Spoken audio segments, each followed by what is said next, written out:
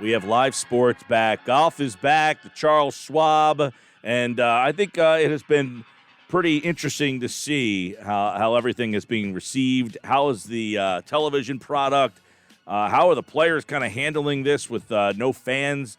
Is it affecting anything? And, of course, Gil Capps from the Golf Channel set here to join us now on the Sports Bash Live 97.3 ESPN. We've seen some great quarantine mustaches. Of course, Brooks Koepka and Ricky Fowler have been at the top of that list. Well, Gil, welcome back, and we'll start with Golf Channel's coverage of the Charles Schwab. How difficult was getting ready for this broadcast and getting this back on as a television product? Mike, Hunter, hope you guys are doing well this afternoon. Always good talking some golf with you guys.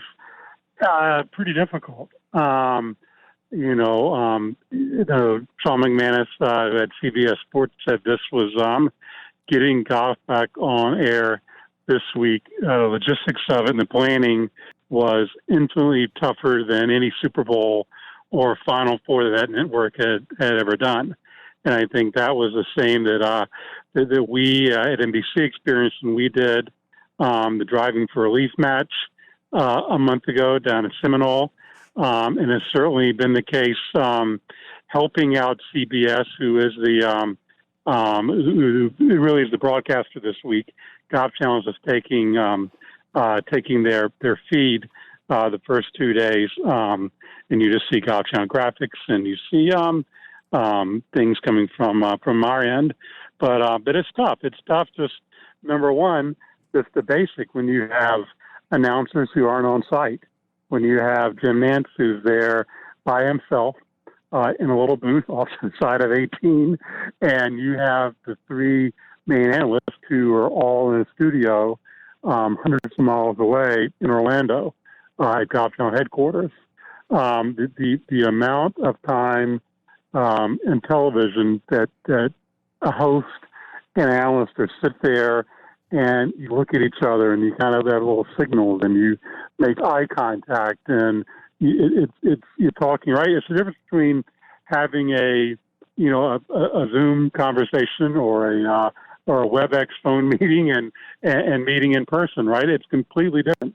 But now you're throwing in live sports and you're throwing in a sport to where everything's being called off monitors. It's already the most difficult sport to broadcast. It's not football or baseball or basketball. So then you throw in all the technical stuff, throw in that we're going to have 50% less people there. So we're going to try to have the same amount of equipment, but we're going to maybe do it a little differently, a few less towers. We're going to put some technical stuff that's going to come from Los Angeles or Houston or New York. And, managing all of those things and having it come off in a way that's, seamless and come off in a way that you want it to and are used to, because everybody in this business here, live sports isn't one for perfectionists, but you get into it and you want to be perfect. And having perfection come out of something like this and having your high standards maybe not be able to be met all the time, it can be frustrating. But I kudos to everybody in their preparation and everybody yesterday on that show, and again the one that'll come on today at 4:00 on Golf Channel, because it is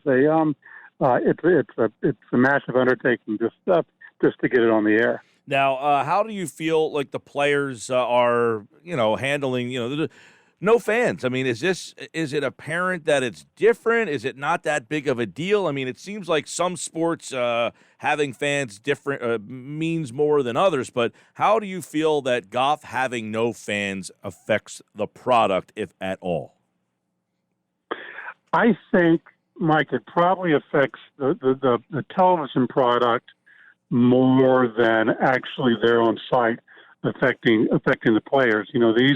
These guys grew up playing and learning the game in front of nobody, playing junior events, playing amateur events, almost all the collegiate events they play, and then they came up through mini tours, or even, the Corn Ferry Tour, which is, kind of like AAA baseball for for the PGA Tour, there's almost zero fan presence at all those events.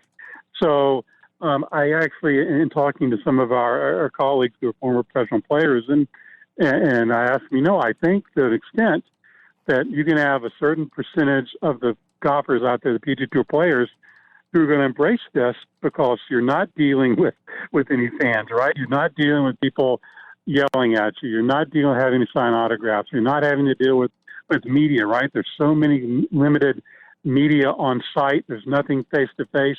Not going in the locker room. You can't have anybody there with you. No sponsorship obligations. All that stuff, right? You're just showing up and going from your car to the range, and you're not getting bothered on the range with anybody, and then going to play golf. So I think that there's a certain segment out there on tour who will be happy with this. And kind of what's fans when they come back will be disappointed in that. But there are also others that, the bigger names who are used to it, who feed off the fans, and especially I think it'll be telling on the weekend and on a Saturday and obviously Sunday when you're getting down into the final holes, and it's that atmosphere, it's that cauldron they're in, and you're hearing roars, and you can kind of sense what's happening in front of you or behind you, and you kind of feed off things if you get going well. Of course, and go the other way too if you get going poorly. So I think late in the day on the weekend, maybe a win will affect those players really in contention the most. Right now I just think it's probably a little strange for them, but they, even when they go play their matches with their buddies on some of the practice days or back home at the courses, they've competed at a high level in front of no fans before. Outside of the fans, what do you think about day one? Justin Rose at the top with Varner, Justin Thomas shooting 6 under. How'd you feel about the guys at the top of the leaderboard and how they played? You couldn't ask for a better leaderboard other than obviously, Tiger appearing, from the mist and all of a sudden being there, which he's not playing this opening week. What names up there, to have Jordan Spieth, the local North Texas product, star of the game, hasn't won in 3 years, has really struggled here recently. To have him up there at the top of the leaderboard. You had Rory McIlroy, he shot, I think, 63 today. Justin Thomas. You have Xander Schauffele. You have Collin Morikawa, who is doing something nobody's done since Tiger Woods. He's come out on tour in the last year since college, and he hasn't missed a cut. It's over 20 events in a row, and he's up there. You have Justin Rose, who, great story about Justin Rose last weekend, stepping up to the plate and providing opportunity for female professionals in the UK across the pond to play a series of one-day events for 7 straight weeks. That's these other tours, around the world have just been decimated, both men's and women's. So for he and his wife, Kate, to step up and provide money and playing opportunities to women over there is kudos to him. And he had been struggling mightily, really, this year. And during the break, an equipment manufacturer he had a relationship with for the last year wasn't panning out. He dropped them, and lo and behold, here he is, 63 yesterday, playing well again today. And you mentioned, Harold Varner, with everything that's gone on in our world in the last 2 to 3 weeks. And for a guy who's one of the very few black players on tour, one of the very few players of African descent on tour, who really became the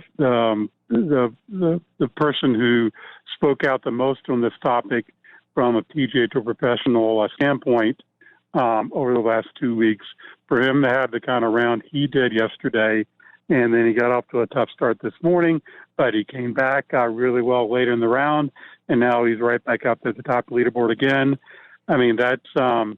That's quite the story. What a charismatic guy! What a guy who really stood up for and spoke out here recently, and is looking for that first tour win. And obviously, it would be a great story all around if somehow he could continue into the weekend and obviously somehow lift that lift that trophy Sunday, but a lot of different storylines. And I think us TV folks are pretty pleased with how things are shaping up so far down there in Fort Worth. Gil Capps from the Golf Channel. We'll leave you with this. Golf is back. It's one of the few live sports ready to go, but would you have liked to have seen more interaction? In other words, letting the golfers have a little bit more with no fans, mic'd up and hearing them a little bit more. Is that something that you were hoping to see?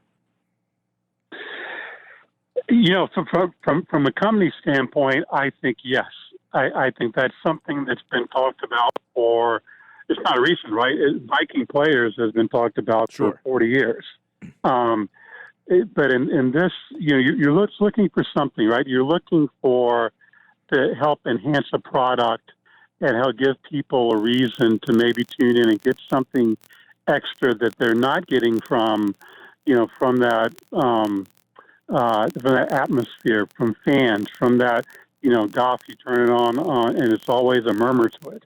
That you're always hearing there's a background noise and a feeling you get. And to have that not there, and you can't, I don't think you can, my opinion is, I don't think you can fake it. I don't think pumping in crowd noise, to me, watching soccer matches, I don't find that natural or right.